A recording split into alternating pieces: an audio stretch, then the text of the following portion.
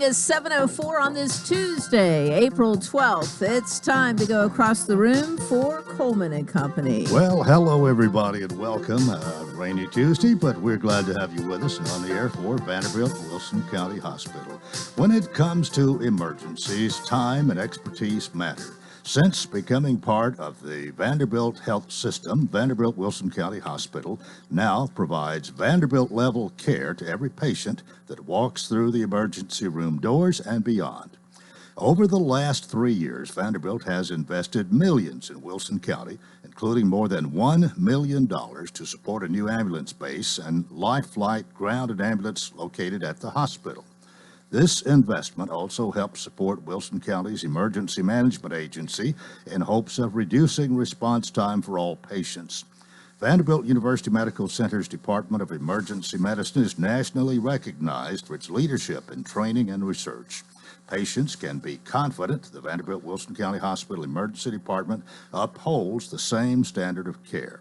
Transitioning patient care responsibilities to Vanderbilt's emergency medicine physicians reflects the hospital's strong commitment to the citizens of Wilson County. And it is one more way that Vanderbilt is prepared to respond quickly and professionally to critical and timely needs of Wilson County citizens. Well, this morning on Coleman and Company, my guests are from the city of Mount Juliet. And we have Fire Chief Jamie Luffman, who we will start out with, who's brought a special guest with him. And Jamie, good morning. Well, good morning, Coleman. Justin Beasley is your PIO, Public Information Officer. Yeah. And is noticeably absent this morning. Well, he thought he was supposed to be on every other week. Right. And we don't do it that way. When there's a fifth Monday in the month, it's neither you or the hospital. It's whomever I can find. There you go. Well, you found out. Or whatever. But anyway. He got to know not being here. That's how you become a committee chair. He told me you would be here last week, and I had to correct him. No, it's next week. That's it. Oh, But who do we have coming in? just He is in here. Just Well, get here all when right. you can. You know who Well, you I are. tell you what. Just move that mic right over I there. don't need one today. This is the A team we brought. We will say good morning. I thought Hey, I was not expecting you. I thought you were on the beach or somewhere. Man, I wish that was last Monday, but we're rocking and rolling this morning. How about my Reds? Did they win the series? I didn't see. No, but they split on the road in Atlanta Okay. with the world champions. That's a big deal. Kind of proud. The Freddie Freeman-less champions. Well, Freddie Freeman is gone. And they only lost each game by one run with a potential winning run on base in the top of the ninth inning. And the games they won was 7-4 and 6-3, or Okay. 7-3 or something like that. So I was kind of pleased. That's awesome. Well, I've been watching a lot of baseball better than I myself. was expecting after the fire sale. But anyway, you're doing okay. Yes, sir. Well, Absolutely. you're not the special guest we're going to introduce. Yes, sir. I'm just killing We're time. the ones that are special. Fire Chief Luffman, if you will do the honors. Yes, I brought this morning with me Deputy Chief Joey Edwards.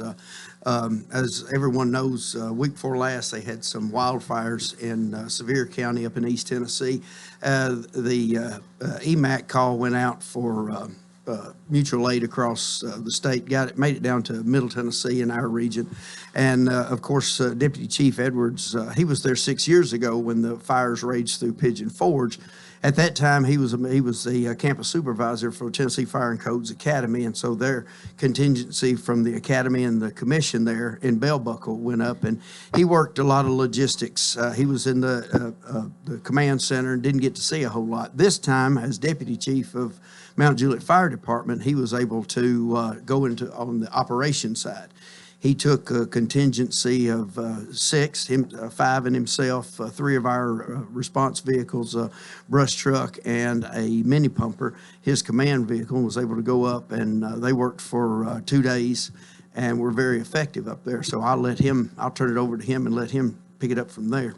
Well, I'll offer my sympathies that you have to be beside this guy every day and answer to him, but maybe he doesn't get on your nerves too much. Welcome to our program. Thanks for having me this morning. Deputy Chief Joey Edwards, it's a pleasure to have you. And Yeah, we thanks for appreciate- having me. Appreciate your service. I mean, I don't guess you absolutely have to respond to a request like this, but it's the neighborly thing to do. If you can help somebody, and that's sort of the way you scratch my back, I scratch yours, is kind of a way of life, I think, with emergencies. Yeah, absolutely. And that's kind of the way it started really for the responders here in Wilson County with Lebanon Fire Department and Mount Juliet together.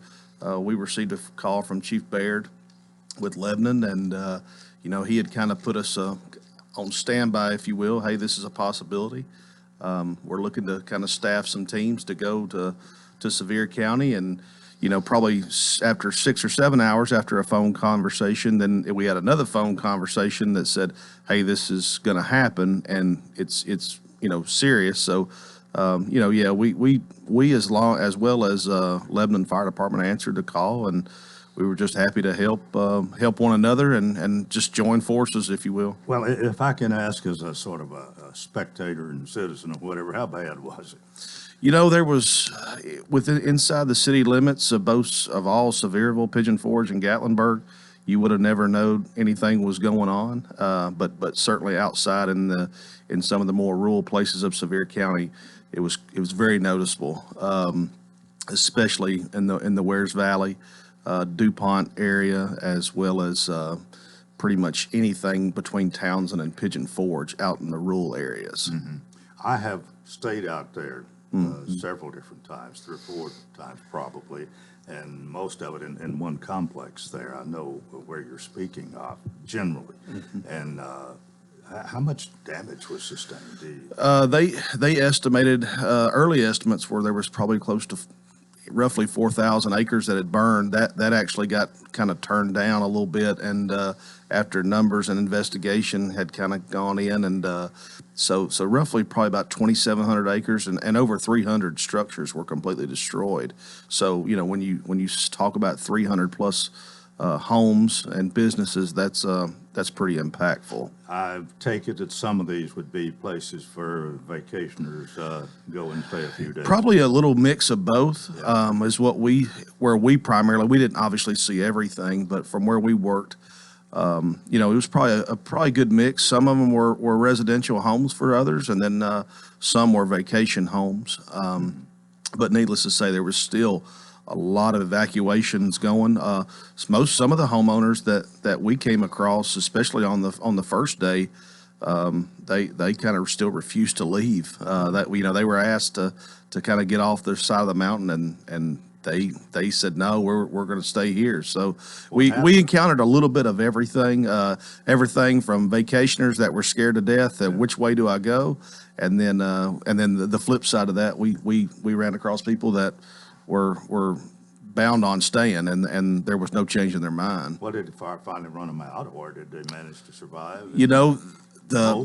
With all the agencies coming together and the firefighters across the state and all the multiple agencies that the chief mentioned, they really came together and extinguished most of the fire, or at least kept it at bay from doing any more damage to some of those other people's homes, especially their property. Well, what's it like when you go in? What do you first do?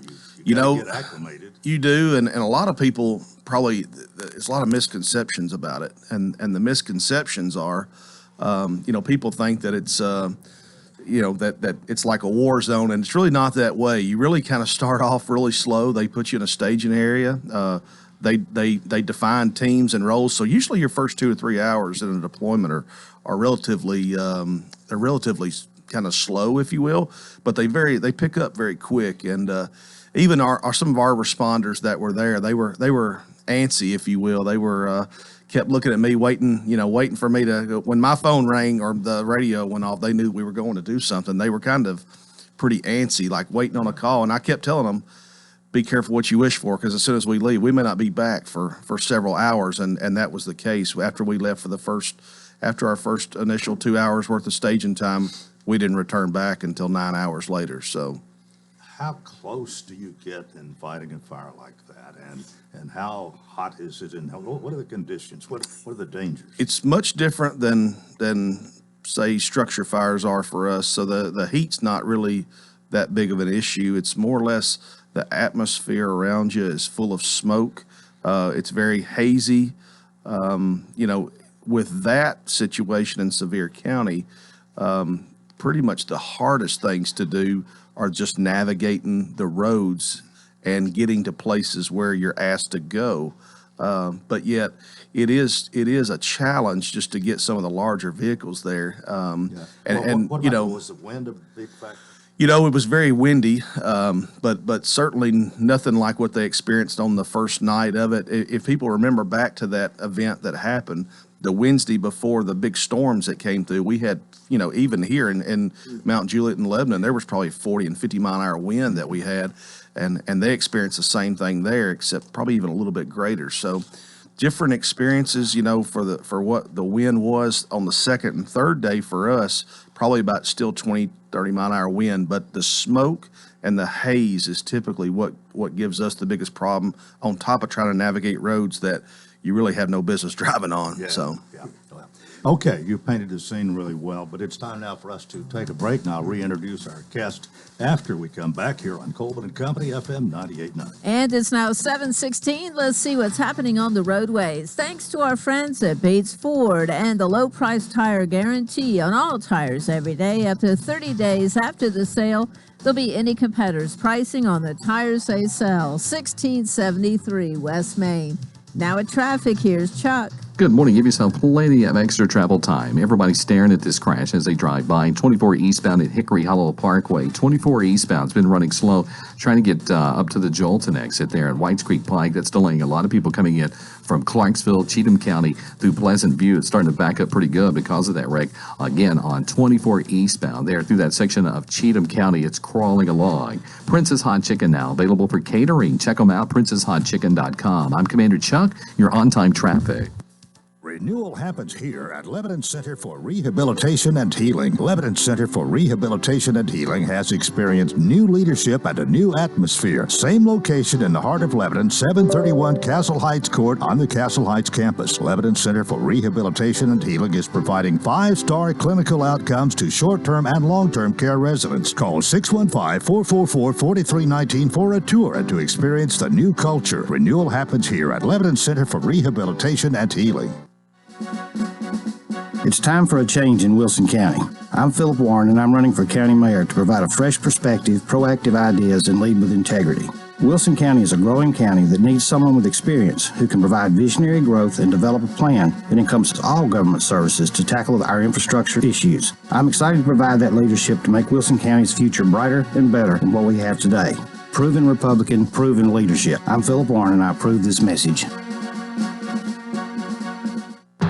Hi, I'm Jaden Hanna from Beaverton, Oregon, and I'm a senior second baseman on the Cumberland Phoenix baseball team. Next weekend, April 15th and 16th, is a big weekend for the Phoenix. We're in position to win the Mid-South Conference Championship. We have a huge series with Lindsey Wilson right here at Woody Hunt Stadium. It's senior weekend. It's the last home weekend series, and we really need your support. Come on out and let's fill the six. Listen to the games on WANT FM 98.9 and WCOR 1490 AM. Friday at 2 p.m., Saturday at noon. Go Phoenix.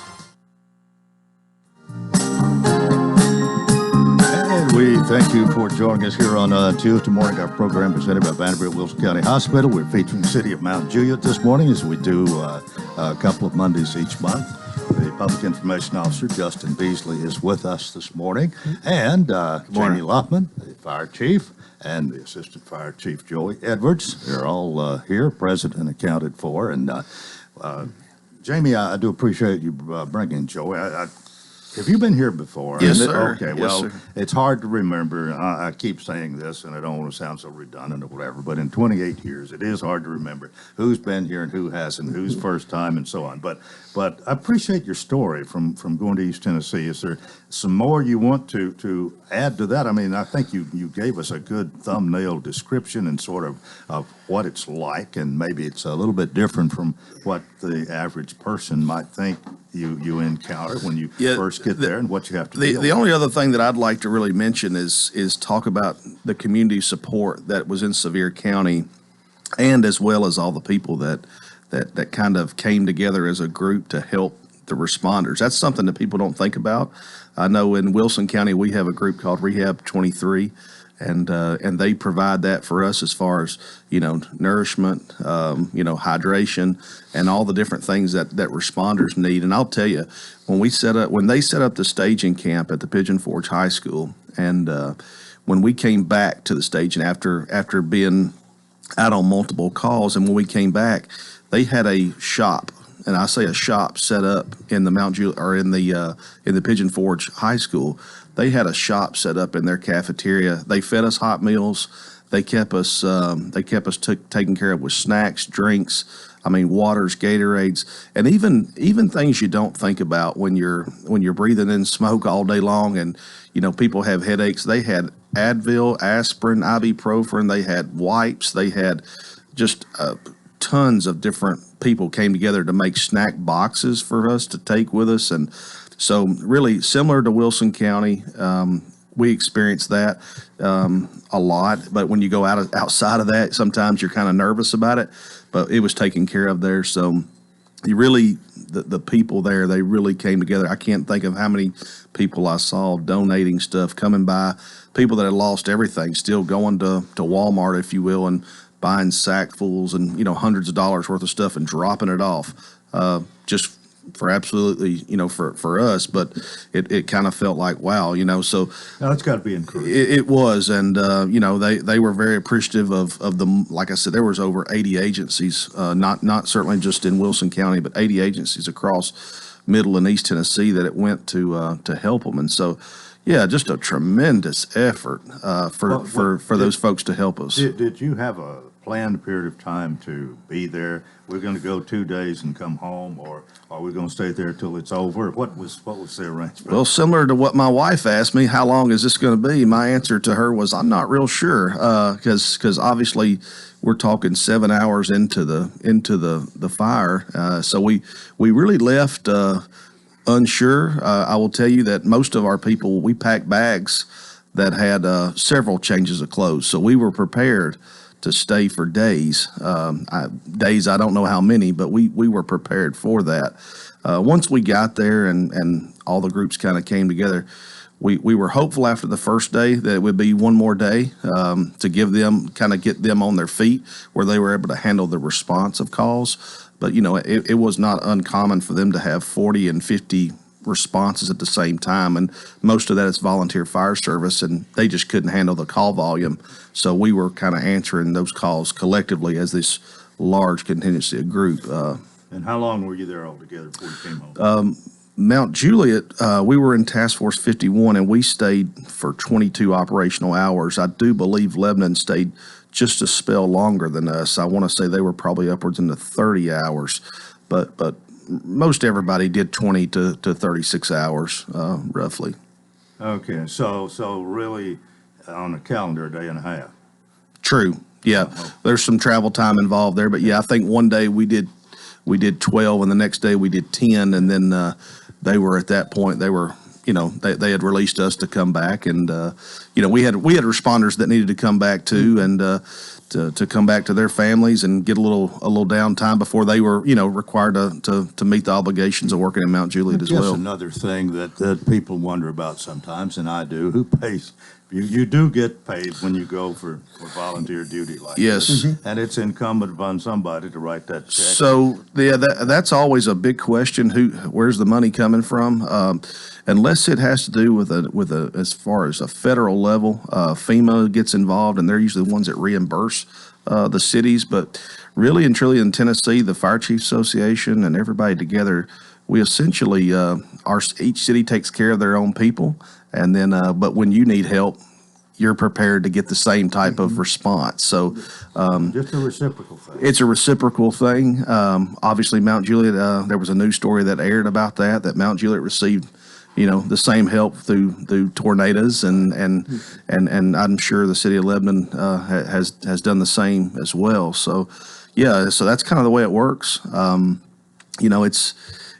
it is money, and but really the goodwill that goes from that money, I can't think of probably, some people here, they probably go and travel to that area in Sevier County. They probably enjoy the same places that we were at. So it's really a protection. The chief mentioned this last night in our commission meeting, that our responsibility is really to take care of all three flags, and that being the American flag, the state of Tennessee flag, and as well our city flag. So it was a great summary for that, to kind of explain to people, though we do work for the city of Mount Juliet, if we're called upon to help another state, or especially one within our state, we want to help them. Well, very good. Very well said. Thank you for bringing him this Oh, morning. it's my pleasure. Now, anything you want to add? Yeah, to that? the thing, to preface everything that he said, they went up on Thursday. Tuesday, this same crew that went up on Tuesday evening, they fought a structure fire over on the west side of the city. Wednesday, we fought a mulch and generator fire at the Residence Inn, and in all that blazing wind. And then they got up the next day and went to East Tennessee and did that. So, I mean, it's resilience is a word that starts and stops in the city of Mount Juliet. And I'm grateful to Chief Baird, and I'm grateful for the Lebanon bunch that went, the contingency that went, and everybody watching everybody's back. And yeah, it's neighbor helping neighbor on a grand scale. And a pretty happy ending to what could have been a lot more. Yeah, absolutely. No, I mean, to be honest with you, all things considered, we were really fortunate. They were fortunate. It was a lot better planning in place, I think, this time, and I think that those plans really worked really well. All right, we got about 4 minutes left. Time's flying this morning. But Justin Beasley, did you attend the Board of Commissioners meeting last night? I sure You did. got anything to tell us from last night's meeting? Were you there? I was. Where were you sitting? I endured your 4-minute prayer. I got the Holy Spirit filled and everything. Hallelujah. We did church and the Board of Commissioners last night. It's always a grand time to be there. Am I in trouble after that? Oh, I'm gonna be. I hope not. It's a compliment. Chase you in the on, rain. I told him good prayer, brother. So we have a date set for our 50th celebration in Mount Juliet. Yes. It is July 16th. We were going to do it July 30th, but that's just a little bit too close to the first week of school starting, and we know parents around late July, they're just all focused on school. So we want this something where kids come out, families come out, churches, all kind of the dance classes around town. We want as many people there as possible. It allows me to keep my job, honestly. So we're trying to promote it as much as possible. It's a great celebration. It absolutely you ought to is. Celebrate. 50 years. Yeah. Again, it'll be at Charlie Daniels Park. We're having inflatables, all kind of free stuff, all kind of raffles. You won't have to spend a dime going in there unless you want some Kona Ice, and they're fantastic for the city. But I'm not at liberty to discuss the headliner yet, and I hate being a tease. I hate withholding information. Kenny does it all the time. But we'll announce it on these airways sooner than later. Okay, well, that's all right. We can wait. It's worth the price of admission, which is free again. So there Pretty you sure, go. the Cedar Creek boys they'll be opening up for somebody. I'm sure. We'll have. I've heard a lot about him. I've never actually seen him. Is So one I'm of your- looking forward to it. One of your Board of Commissioners, one of the Cedar Creek boys. He I is. can neither confirm nor deny. Yes, he I is. think, as far as I know. Ray Justice, lead guitar. All right. Oh, hey, I wanted to push real quick. I brought donuts this morning from Mount Juliet Donut Company. We lost a good member. When you write the book on Mount Juliet, there'll be a coordinator chapter. He initiated Gourmet Donuts, sold that, thought he wanted to retire. That lasted 2 weeks, and he opened up the Mount Juliet Donut Shop. But he's since passed and gone to glory. His wife, Romana, and best friend, Abraham, are still pushing the donuts Tuesday through Sunday. So I brought y'all some this morning, wanted to push him out front. Thank you very much. Anything, got a minute, anything else from last night's meeting that's really important? We have a Veterans Wall coming up that we are hoping to build in Robinson Park. Looking for donations. You can actually get engraved any current service member or somebody that did serve. You got 3 lines to use, $100 a brick. This is a big project. It's the number just grows every time we meet with inflation and everything that's going on in the world. So Those are nice. Oh yeah, those are fantastic, and we need one in Mount Juliet. We love and support our veterans. We just had a Christmas parade where we honored our military men and women. So we're trying to keep up with Lebanon. You guys have a museum, so now we got to get something nice and fancy too. But I think it'll look great, and a lot of people will be happy about it. Well, I like to see those bricks there on the wall. I also like to see what we have over at our Chamber of Commerce. Absolutely, can't have enough of that stuff. And, honestly, it does show a lot of community support. Yes, sir. Yeah. Absolutely. Plus, you get your name up. Right. Yeah. It's perfect setup. Your honor. I appreciate all three of you being here this morning. This has been a good program. Yep. Thanks for having us. Yeah, Deputy thank you Chief very much, Joanne, Coleman. it's good to have you. Thanks for doing a good job and your men and going to at the Call of Duty and our Lebanon people too. And Jamie Luppin, this is probably the less you've ever spoken on a visit. I know, isn't it neat? And our PIO Justin Beasley. Thank No you comment. all for being with us. Thank you. Part one of Coleman and Company, presented by Vanderbilt Wilson County Hospital. Stay with us for more here on FM 98.9. And let's see what's happening on the roadways. Thanks to our friends at Absolute Kubota Land Pride. Quality tractor implements including cutters, finish mowers, box blades, tillers, and more. 5-year gearbox warranty, extremely durable and well built. 1506 West Main. Now at traffic, here's Chuck. Good morning. It's crazy slow. 24 eastbound through Cheatham County. All that traffic is being delayed now. Coming in from Clarksville, they are through Pleasant View because of that accident in the eastbound lanes. Traffic on 24 again through Pleasant View. It's got traffic extra slow. Bumper to bumper, 65 south at Trinity Lane. Several wrecks being cleared. 24 coming in from Murfreesboro, Rutherford County. There's a wreck 24 eastbound out there around Bell Road that people are staring at. Gatlinburg Wine Cellar, home of the world famous cotton candy wine. Check them out, GatlinburgWineCellar.com. I'm Commander Chuck with your on-time traffic. This is Coach Randall Hutto to many of you and your Wilson County Republican Mayor to the rest. Leadership is important, and we believe our track record speaks for itself. There's a reason why everyone wishes to call Wilson County home. By leading with conservative values, we have incredible schools, safe neighborhoods, some of the lowest taxes, and one of the best fiscally managed counties in Tennessee. To keep Wilson County great, we humbly ask for your vote in the Wilson County Republican primary. Early voting runs from April 13th through the 28th, and Election Day is on May 3rd. Paid for by committee to elect Randall Hutto mayor. Welcome to Heartside Senior Living, Lebanon's unique senior living community designed for seniors to age in place, all within a safe, comfortable, and Christian environment. Beautiful retirement homes designed for an independent lifestyle with maintenance-free living. Heartside Senior Living also continues the excellent tradition of assisted living for those seniors who need additional services. Heartside Senior Living, an independent retirement community and assisted living community, all on one campus in the heart of Lebanon. Call 615-443-1994 for a tour.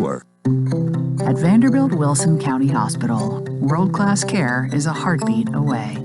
In fact, we offer the same world-class attention Middle Tennessee has come to rely on from a Vanderbilt Health hospital.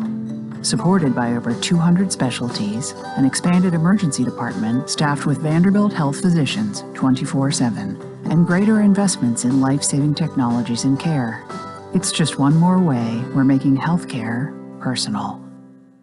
Today's forecast calls for showers and storms with highs topping out in the upper 70s. On Wednesday, showers and storms are once again in the forecast. A few storms could be on the strong side, so stay weather aware. This weather forecast is brought to you by Walker Auction and Realty, professional auction and real estate services. Get top dollar for your home, land, or personal property. Log on to MikeWalkerAuctions.com. They know auctions. That's Look at Your Forecast. I'm meteorologist TJ Scott. Coleman and Company here on this Tuesday morning. It is time for us to say it's part two and welcome Sean Dozier, Exec Director of Heartside Senior Living, to talk about what he does every weekday. Good morning. And maybe on the weekends. And maybe on the weekends.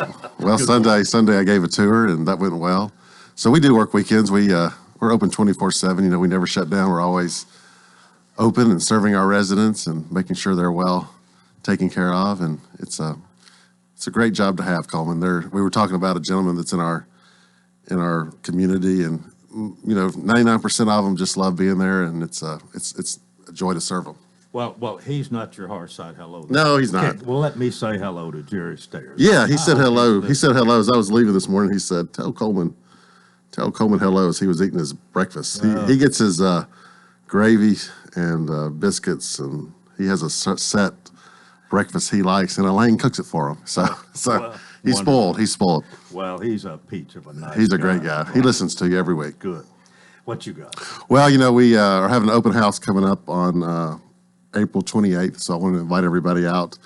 We're having an open house to celebrate our completion of the renovation. It's a beautiful renovation that we've done. We haven't done anything since about 1994 probably, so it needed a little update. And Well, let me ask you, interrupt you. Does what we're doing here remind it you of does. what you've been doing? It looks great in here, and it reminds me of what we've been doing. And Susie's done a great job. And Well, you can see MJ's corner over there. That's she her needed an update. corner now. She did. But the whole control room in there. It looks great, Coleman. Your new table, everything looks great. The part where she's going to be working, you see that horseshoe like there. Yes. They brought the pieces yesterday. It's too big to bring in the front door, I guess. So you bring the pieces, put it together. Well, I certainly understand that, and certainly have been through a process. We wanted to do it back in 2020, but of course the pandemic stopped us. So we finally have it pretty much completed. We'll start on the outside this fall, but I'll invite everybody out April 28th, 4 to 6:30. We're also hosting the business after hours that night as well. So the chamber will be there. So we'll have refreshments and tours of the new facility. And of course, you'll get to see our residents, and our residents want to see you. They haven't seen a lot of people in several years. So we certainly want to invite as many people out Thursday, April 28th. Great opportunity. Yeah. Great opportunity. Hope it goes well. Thank you very much. We do have a few rooms available, so we're filling up quite quickly. I've said for the past couple of months we've had several small rooms available, but those are actually going rather quickly. And we have several folks moving in over the next few weeks. So if you're interested in a room at Heartside, an opportunity to be in a great community, you just need a little extra help as you get a little older. And as I say, sometimes it takes people a couple of weeks to adjust, and that's normal. But I think once you adjust, I think folks really enjoy being there. Who wouldn't? You get 3 meals a day, you get your snacks, you get your housekeeping, your laundry, activities, your medication on time. So it really does, in that season of life, it really does help people thrive in a great way. And meet new friends. And meet new friends. When people come in, we put them at a table where we think, like us three, we could one day sit at a table and catch up on old times. But that's what they do. They come in and they realize they know people that they haven't seen in a long time. And it really does help their socialization because they see them they see them three times a day, at their meals. So they become good friends. And Mr. Stair, he has 3 buddies that he talks to every day. I bet they never talk about golf. They talk about a lot. They talk about a lot, Coleman. I can't repeat everything they talk about, but they talk about a lot. When you're 80 or 90, you have nothing to lose anymore. So you just talk. Yeah, that golf score gets a little better. Yeah, it does. Those fishtails get a little better every time. Yeah. What else you got? No, that's it. I just wanted to encourage everybody to come out again April 28th. We'll talk about it next week, 4 to 6:30, and that's all I have. No, you got a Heartside. Oh yeah, I got a Heartside hello. I saw Sue Vanetta at the Kiwanis Celebrity Roast. Yeah. She's not on the ballot, is she? She's not running for anything. No. Oh, good. I didn't want to say anybody that's running, but she's off the ballot. So I want to give a Heartside hello to Sue Vanetta. She works here, doesn't she? Yes. Part-time? 4 days a week. Yeah. Monday, Tuesday, Thursday, Friday. 12 to 4, I think. That's a tough job, isn't it? Yeah, but somebody's got to do it. Anyway, I've known Sue, of course, for a long time, and I've never said hello to Sue Vanetta. So I want to give my friend Sue Vanetta a Heartside hello on this rainy day. Okay. Heartside hello to Sue. Yeah, I that's hope it. She's listening. I'm sure she is. All right. Thank you, Coleman. Well, thank you Have a so good week. much. We'll see you next Have a good Tuesday. week. Sean Dozier, he's Exec Director for Heartside Senior Living. It's at 215 Castle Heights Avenue North here in Lebanon. Retirement and Assisted Living Community. And their phone number 615-443-1994. We're 21 minutes before 8 o'clock. And my friend Scott Benson joins us this morning. He's the Director of Schools for the Lebanon Special School District, as I'm sure you know. And let me make sure your mic is on and say good morning. Hey, good morning, Coleman. It is good to see you. Good to be here this rain morning. and all. Rain and all. Well, you look sharp this morning. I'll give you an A and almost an A plus. Terrific. Well, Terrific. Face for radio. Huh? Well, I was thinking of you today, and I'm going to be sad when I don't see you on the Tuesday of every month. And this is April, so we've got May and June, 2 more times. That's correct. Sean asked me about that in the lobby. How many Coleman visits do you have left? And so I have 2 left. And so I will throw this out. I've been having throat problems. I think allergies and everything else. So few days over the last week or so, I've lost my voice totally. Last night was one of them, but I thought I got to get up this morning and doctor my voice because I can't miss my last couple of visits on the radio with you. I'm glad you like me that much. And I'm telling you what, you get to know somebody a little more when you sit here and talk to them for 20 minutes, maybe for month after month. And I look forward to seeing the different Absolutely. people. And I always look forward to having you. And we have grown together in our conversation. And it was might have been a little awkward at the start, but it If it was, I don't recall that. Well, I feel like you and I have a great dialogue every time. Yeah, you come. absolutely. I appreciate it. And not only on the air, but off the air too. Sometimes after 8 o'clock. Yeah, we do. Well, you had a meeting last night. We actually did not. You did not. We did not. Yeah, we had a scheduling conflict with one of the board members, so we backed that up a few weeks. So we will not meet now until I think the 25th. I think that's a Monday of April.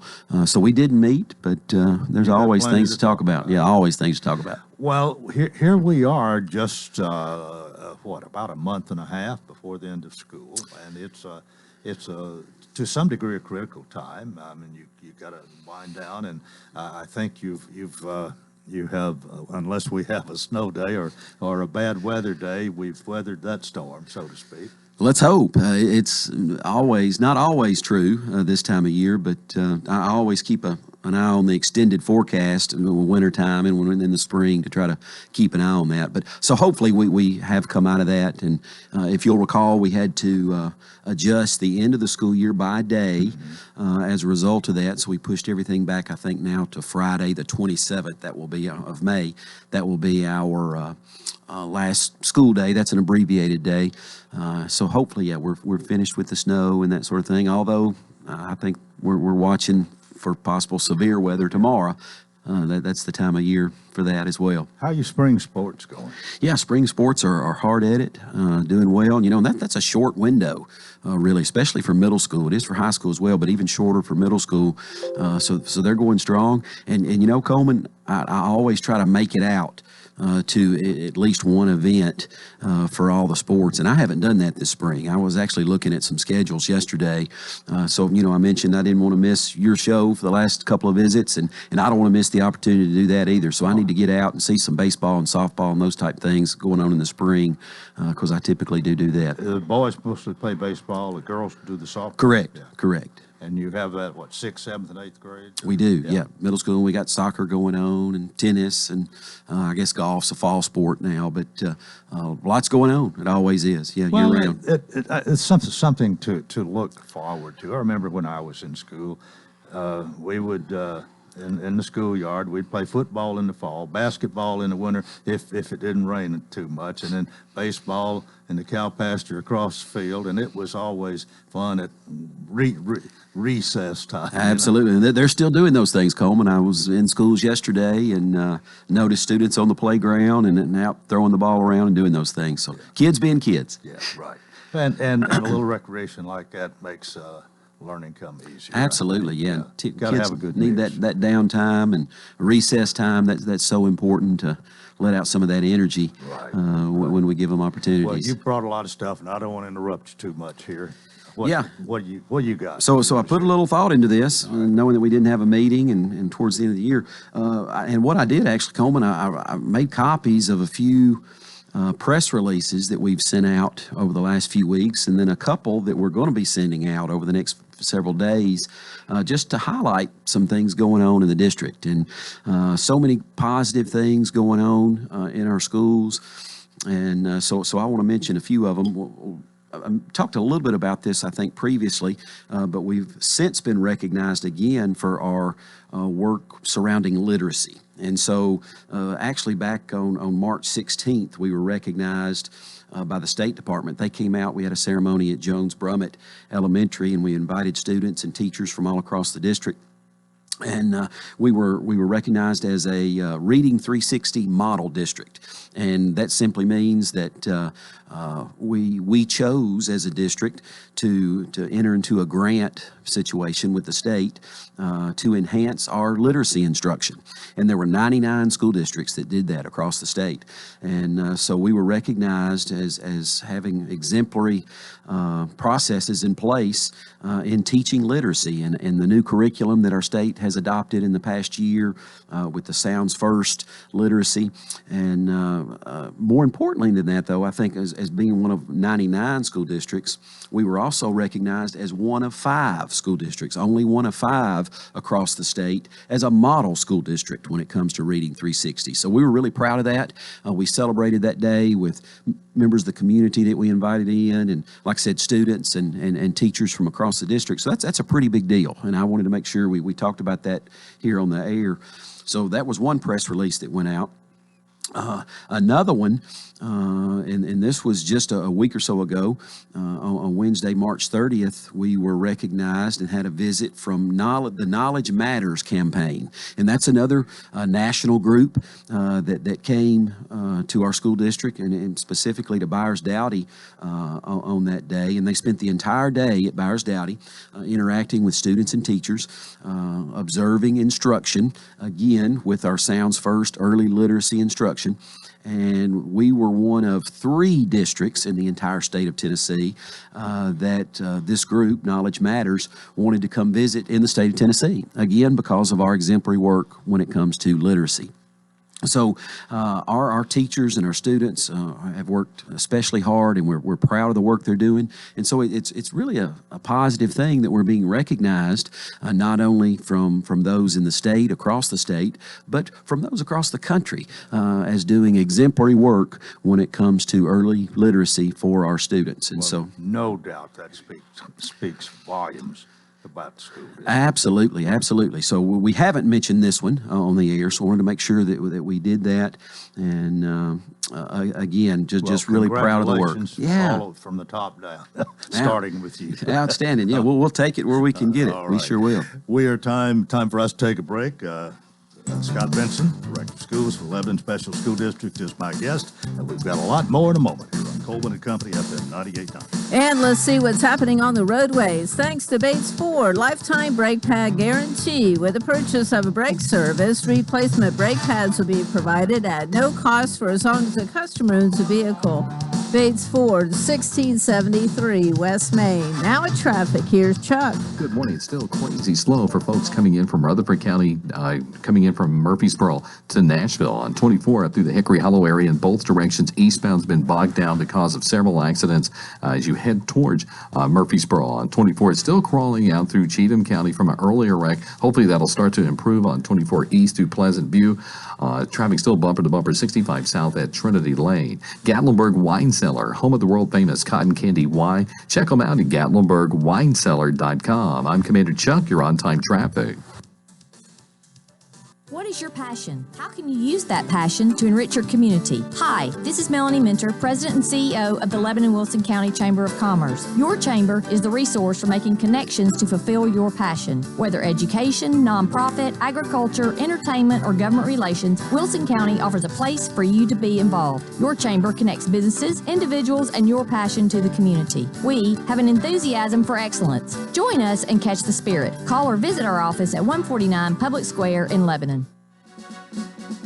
It's time for a change in Wilson County.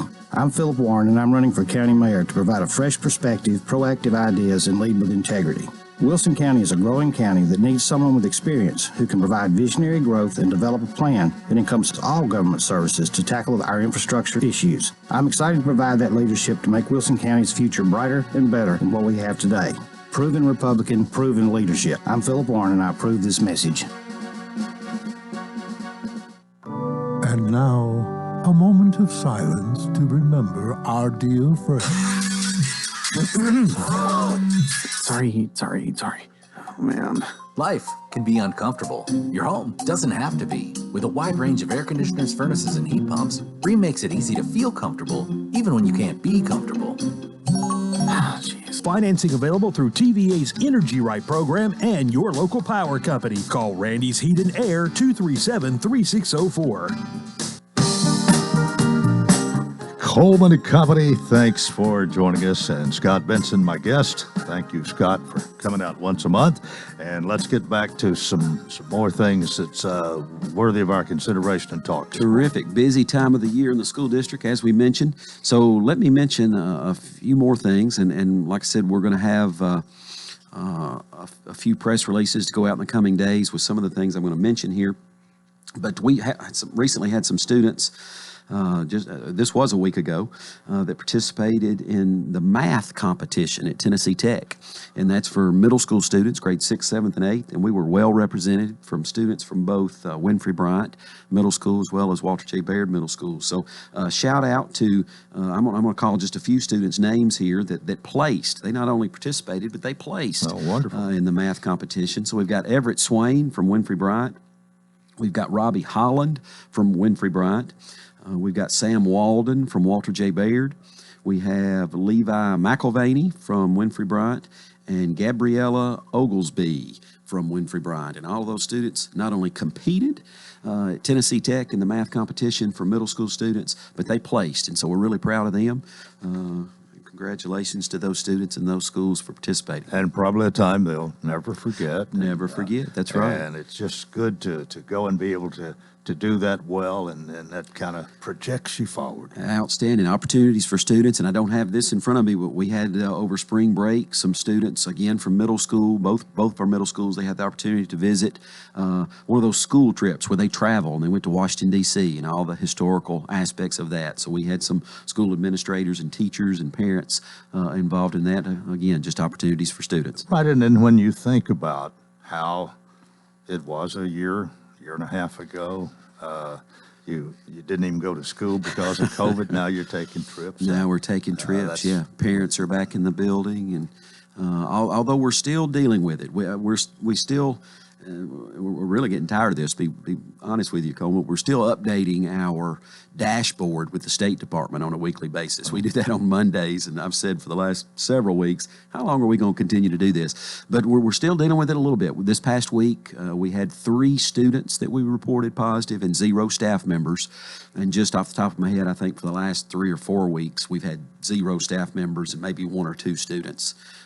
Is what we've been averaging the last few weeks. So, well, that's good news. That is good news. Right. That is good news. And so, I hope it stays. I hope you don't. 3's too many, but let's keep it at 0. There you go. That's a very good point. Very good point. Hey, so let me mention the next one, and we haven't released this yet in a press release, but it's going to be going out soon.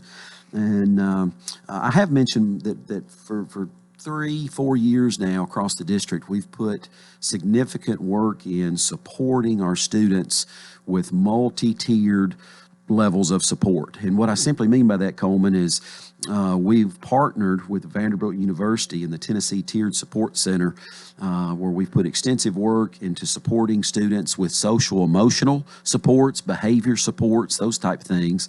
And that's a need across the country. And when I talk to superintendents across the country, had an opportunity to do that recently, but across the state as well. It's not just Lebanon, Tennessee that's dealing with these type of issues. It's everybody. And so really proud of the work that we've done. And all 7 of our schools have been instrumental with working with Vanderbilt University in the multi-tiered levels of supports. But we had recently had 3 schools that were recognized for their work. And this is criteria. Schools have to apply to be recognized, but they have to meet certain criteria in order to even apply. And so we had 2 schools that were selected and recognized as schools of recognition. So 2 of our elementary schools, Coles Ferry Elementary and Castle Heights Elementary, met the criteria and were selected as RTI Squared B School of Recognition for the school year 21-22. So they got a certificate. We were able to present that to the principals and to the schools, and that was a big deal. But even beyond that, Winfrey Bryant Middle School was, again, met the criteria and applied and received not only the recognition, but was recognized as a model school when it comes to response to instruction and intervention for behavior and support, as a model school across the state. So they not only got a certificate, but a big banner that they will hang. So we presented that to the staff over there a few days ago as well. So, and which one was that? That was Winfrey Bryant Middle School. Okay. Yeah. Okay. And so they're just doing great work there with their expectations for students and their follow-through with students. They're rewarding students for their behavior. And so that's so important in education now. And we're really proud of all 7 of our schools doing this work, but the 3 that were recently recognized for exceptional work when it comes to that area. So happy to mention that as well. Good. Hey, so let me mention Walter J. Baird Middle School, and we've got a group of administrators and teachers that will be presenting this summer in Orlando at the Model Schools Conference, and that's a pretty big deal. The Model Schools Conference, I've been to it a handful of times over the years, and it's the International Center for Leadership and Education. Educators from all over the country will be there, literally thousands. I don't know, probably 5,000 to 10,000 educators will be there this summer. And Walter J. Baird has been designated as a model school district for the work they're doing and sharing best practices with academics and supporting their students and staff. And so really proud of Walter J. Baird and the group that they're going to send to the Model Schools Conference this summer to present. When a school gets recognition like this, whatever it is, a good recognition, commendation, award, it's got to be impressive to the students there if they pay any attention at all to those things, and I think they do. Yeah, I think children are very impressionable, and to get awards, to be complimented, I think it spurs them on to do better. It means a lot. It sure does. And most people, most students in our district, and most parents are really pleased with their school and really proud of their school. And so to that point, going back to the previous mention of our supports for schools and our schools that were recognized, when we presented the banner to Winfrey Bryant Middle School, we went and presented that to their staff and administration, but we also did that live across the entire school. So we were projecting into every classroom with the technology today, Coleman, we can do that. And so the students were excited about that and over at Winfrey Bryant. And so absolutely, I think that's a big deal to our community and to the stakeholders, not only to these schools that we're mentioning this morning, but across the entire district. Well, you've just read some really good news today. Is that about it? That's not all I have to talk about. We can talk about more. Well, but that was the last press release that I brought. All right, I wanted to ask you about legislation. We can talk about funding. I know that the governor presented, and then it got tweaked, and it's going to be voted on. The budget is being finalized. Are you fairly pleased with what they're doing? I am. I'm fairly pleased, and that was a good way to word that. And I'm fairly pleased because I do believe that the governor and the legislature, we are investing more dollars into public education, and that is greatly needed. As you well know, it's documented. I don't know the exact number, but we rank like 45th, 46th in state across the country on public school funding. Mm-hmm. Now, we can do better than that. And so we've talked about it for a long time. And so I do think that we're taking steps this time to improve our standing when it comes to funding public education. Now, it's not perfect now. I don't think it'll probably be perfect when this passes totally, and even when we implement. But it's a process, and it's a lengthy process, and there are a lot of details. The formula here is... how's it going to affect you as you understand it? Yeah, so we, to that point of receiving more dollars from the state, we will receive more funds. And I think, I'm not going to throw out a dollar amount here because that's in question depending on who I talk to and what numbers I dissect and that sort of thing. And just as an example of a reason I don't want to mention that this morning, on the very first indicator that they sent to us, the superintendents across the state, it had a pretty large number, and I got excited over that number of the new monies that we would be receiving. But come to find out after investigating a little bit that total number also included local dollars that we're providing for education. And we provide a lot of local dollars here in Wilson County because of our capacity to provide for education because of our growth and economy here locally. And so that wasn't a true picture of more money from the state necessarily. So been trying to clarify that, but I do believe we're getting more money from the state, and I firmly believe that, and that is a step in the right direction. And just a lot of details to go through. I mean, we've been using the BEP formula for 30 plus years, and it's complicated. Won't tell you that it's not. And so just working through all those details at the state level to where the legislature and the State Department and the governor, school districts, superintendents feel good about the direction. And I think in general, most school districts feel good about the direction, even if they would have a complaint about one aspect or another. And I'm typically a half glass kind of full guy, and tend to look at the positive. And so I'm choosing to do that here, and that overall it's a good thing that we're looking at public school funding in the state of Tennessee. All right, we're just about out of time in our last minute here, and got 45 seconds for any closing comments. I'll mention a couple things very quickly. TCAP, Coleman, is coming up. We start next week, and that's a big deal. Yeah.